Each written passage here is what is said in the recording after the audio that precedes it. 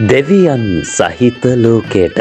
එකම පිහිටක් වූ බුදුරජාණන් වහන්සේගේ ශ්‍රී මුඛය නැමැති නෙළුම් විලට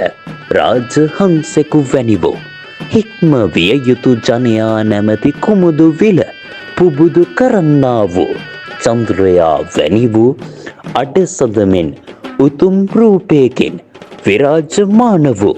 බුදුරජාණන් වහන්සේගේ නිමල වූත් පවිත්‍ර වූත් යටින වාම ශ්‍රී දන්ත ධාතුන් වහන්සේ හට අනුරාධපුර රාජධානියේදී පුද සත්කාර කරමින් දළදා පෙරහැර වංශ කතාවේ ආරම්භය සනිටුහන් විය. කිත්සිරි මෙවන් රජු දවස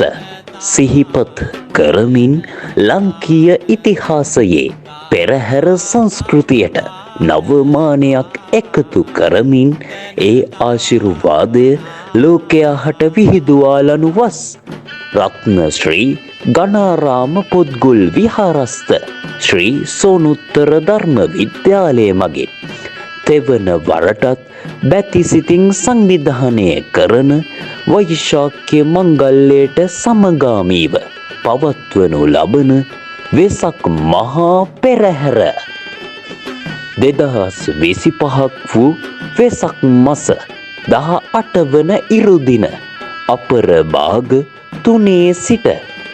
සුබ මූර්තියෙන් සැදැහැවත් ගම්වාසීන්ගේ සාදුකාර මැදින්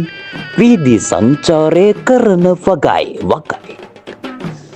නෙතු සරසා මග වඩිනා සාදු නදින් අපි වදිනා ඔබ සැමට භක්තිපූර්වක සිතින් ආරාධනා.